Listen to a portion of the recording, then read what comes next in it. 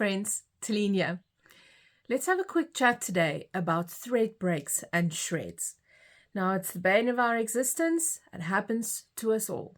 And it's good to know where to start looking and eliminate your problems. Some of the things that you need to look at when encountering thread breaks and shredding would be, number one, bad or wrong needle, bad or wrong thread, bad or wrong tension, incorrect thread path, burrs, and lint buildup.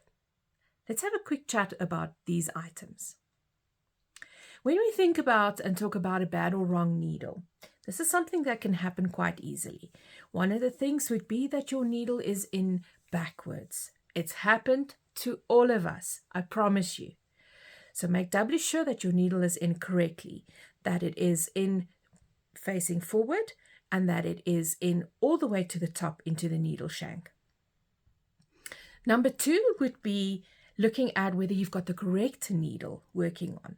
So we work with our Gross Beckett needles, MR134 series, and typically a size 14, 16, and 18, 16 being the general needle. So I'll add information for you at the bottom of this video that you can download as a handy guide. 14 would be for our thinner threads. So that would be silk.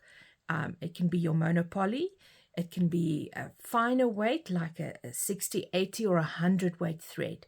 That would be a thinner needle, which would be a smaller size, size 14. Size 16 would be our general working needle. So that would be for our 60 and 40 weight threads, like our Glide and our Superior that we do our general quilting with.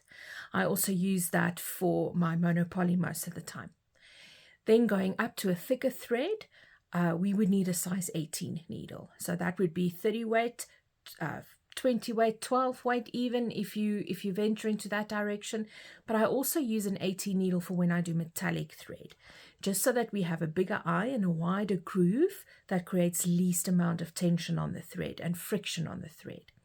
So making sure that you have the correct needle and that you've inserted it the correct way is one of the two biggest things that we look at when we have thread shreds and breakage.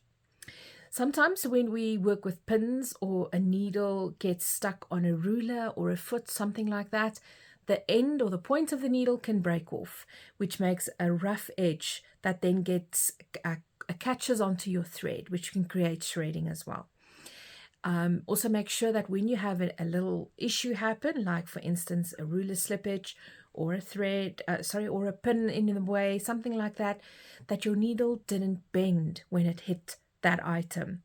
So all of those things can create inconsistent stitching and create issues with thread breakage. So a needle, rule of thumb, new project, new needle. But remember, if you're doing 2 placemats, you're not necessarily going to replace the needle after that. So a good 8 to 12 hours of physical stitching time is about the length that a needle lasts. So we do have some stronger needles available, but you get to know the sound that the needle makes as it goes through your fabric, and you'll hear when it goes blunt. So when it goes blunt as well, then it can hit onto your thread and shred and cause breakage. So double check that needle. The next thing would be the bad or wrong thread. Now, did you know that thread can be old?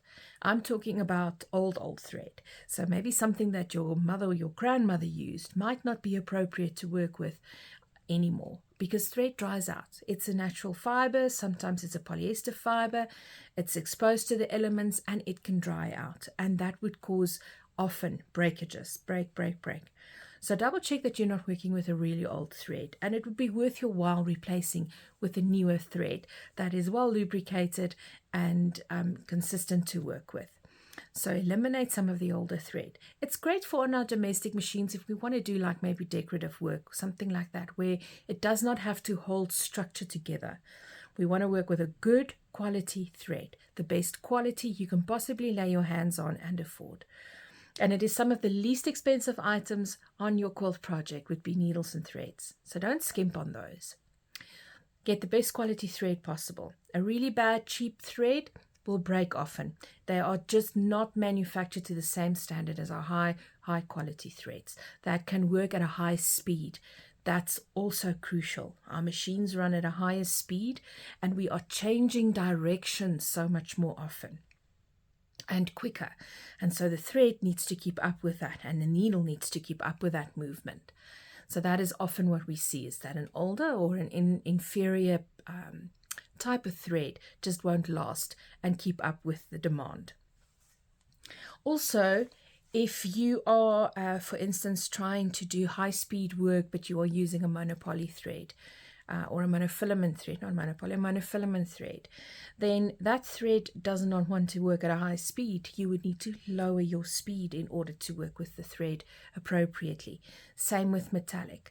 So that doesn't run at a high speed. You need to lower your speed. So when you're sewing too fast, quilting too fast, then those threads can easily break. That's what the problem would be with them. So these are all things that you need to check on. Okay. Then the next thing that we can look at possibly is tension. So your tension could be off. It might be that your top tension is just simply too tight and the thread cannot release enough to create the stitches, which will cause a lot of tension on that thread down by the needle side, and that can easily break. So make sure that your tension is fine. The big thing for me when I have issues, and especially with thread breaks, is the first thing I do, no matter what machine, is I rethread top and bottom. Then you'll be able to see immediately, do you have any snagging of threads that happens along the way? Is there something wrong in the thread path? Do you have any lint buildup, which would be the next items we're going to get to? Something that's holding back. And you'll also feel, is there something wrong with the tension? Because by now know what the tension on your thread feels like. You know what it feels like when you pull on that thread tail. So when you put your bobbin back in, pull on that thread tail. Does it feel the way it should feel, or is it very tight or very loose? So then you know that you need to reinsert or reinvestigate the issue. Same with the top thread. Once you've rethreaded and you pull on that top thread, does it feel the way it always feels, or is something off? So that you can know where to start looking. But if your tension's off, then you can have thread breaks. Okay, so let's say, for instance, you have got a pre-wound polyester bobbin, and the bobbin tension is extremely tight for whatever reason. Either it's set tight, or there is something in the way that creates that thread to be held back.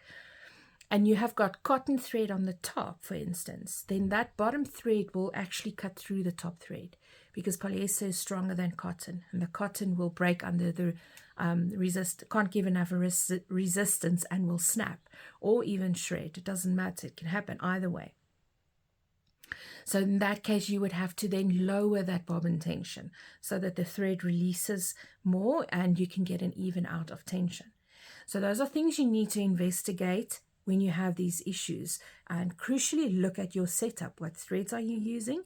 Which one's the most stable and which one's not? And are they contending with each other? And then adjust tension where needed. Okay.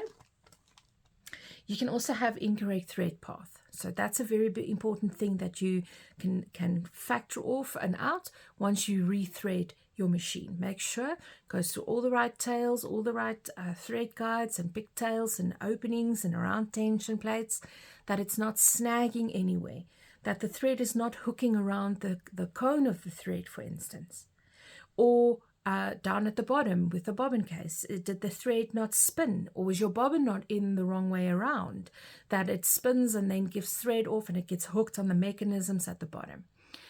Incorrect thread path is a very big culprit, and it's not like you on purpose threaded it incorrectly. It could be the wind that blew through your room and your thread got snagged around something. It's so simple to do, such an easy thing that can happen. So don't feel bad when it does. That's why I always say, first rule of thumb, rethread top and bottom. Then you make sure your path is correct, and then we can start eliminating all of these other issues. If none of these things are helping you, you've checked the needle, you know you've got good thread, you have double checked your tension, everything seems fine there when you stitch short bits, you have rethreaded and the thread path is correct, then we're going to start looking, and especially when we have burrs, when we have shredding happen, we're going to start looking for burrs. So those would be little scratches of rough spots in either of your threading path tails, so where the thread goes through any of the guides and the loops and the tails. You're going to start feeling, is there a rough spot there where the thread is potentially rubbing against and then causing it to shred or break? The same on your tension plate. Not your tension plate, sorry. Yes, you are going to feel your tension plate. The same on your stitch plate. Did maybe after a mishap where a needle bent badly and broke, did it not hit on the stitch plate and then caused a bit of damage there with a rough spot? And now your thread catches on that and it shreds and breaks the thread. And then the last spot that would possibly be checking is on the hook mechanism. So that's at the bottom. That's the little hook that turns around to catches and make sure that your bobbin thread hooks around your top thread. Now, if you do feel burrs there or a rough spot, or you might not even feel it, then that's time to call your technician. That's something for them to double check and make sure that it gets smoothed out or filed out in the correct manner so that you don't cause damage to that hook, which will cause inappropriate stitch formations.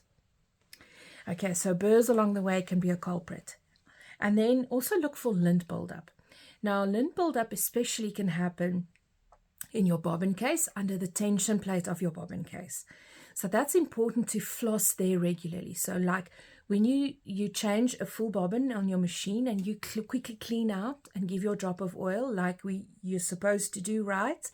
Regularly, right?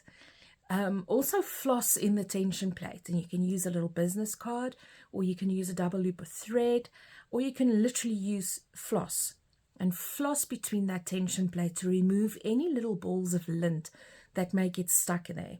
Because if that lint buildup continues to grow and you don't clean it out, it holds on to your bobbin thread. It won't release the bobbin thread as easily as it should. So now it's holding on to the bobbin thread, creating more tension there than you need or than you want. And that's also when it then cuts through the top thread, causes too much tension on it and friction, and it shreds or cuts the top thread. So that's a very important thing as well. So you kind of have to bend down or use a little mirror or something like that, or a camera system, whatever works for you. But you need to clean out your bobbin case area at the same time you clean out the rest of your machine. And when you change a bobbin, that's a good rule of thumb. Every bobbin, just quickly dust it out. Takes you seconds, really just seconds. Clean it out, clean out inside the bobbin case. If you have that tension spring inside the bobbin case, take it out, clean the lint behind it, put it back the right way. We do have a video on that. If you scroll around in the channel, you'll find that. Make sure that there's no buildup, no lint, no loose threads lying there that can snag and hold on to your threads and potentially cause issues. So those are the main culprits. Also, periodically what I like to do, and it is in my cleaning video that you'll also find on our channel here around, is that I make sure that I do a very deep clean on the thread path of my machine. And I'll use a high percentage rubbing alcohol and a microfiber cloth or some earbuds, and I clean out wherever my thread goes through a guide or an eye or a pigtail, and make sure I remove all of that lint buildup that can happen there between the tension plates as well. We want to remove all obstacles out of the way to make sure our thread goes through cleanly and with no hassles, nothing's hooking and snagging it and potentially can hold it back. Okay, so a very quick recap. When you have thread breaks, rethread top and bottom. That's number one, rethread top and bottom. Make sure there's nothing in the path, there's no snagging in the line, there's no obstacles keeping your thread from moving through. And then start eliminating processes. How old is that needle? Did an accident happen and now it can possibly be damaged? Change your needle. If the problem persists, start looking further.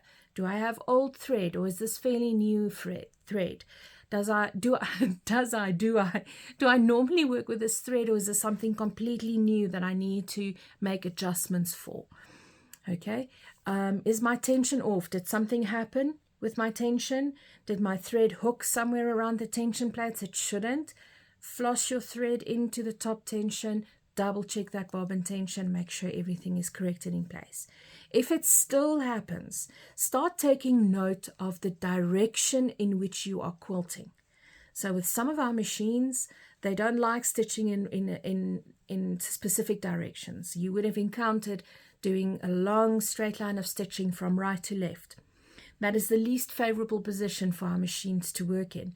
And that is just a mechanical situation where the needle deflects a little bit away from the hook when we're working in that direction. And so if the thread break continuously happens there, then we know that's the problem. It's the least favorable direction. Slow down and see if you can change up your directions. Can you do shorter stints of straight line stitching and then change direction a little bit? So work out maybe a new stitching path if you do want to insist on working from right to left, for instance. You might also find if you work diagonally from front right to back left, you might get a breakage there. If that happens, and it happens continuously just in that direction, talk to your technician, because it might be a little bit of a timing issue. So the needle hook distance, the time where the hook goes through the needle, behind the needle to pick up the thread, that timing of where the needle goes and where the hook goes might be slightly off when it works in that direction. That could also be a needle hook distance, so how far the hook is away from the needle. So when that happens, take note of the direction that it always happens in and talk to your tech.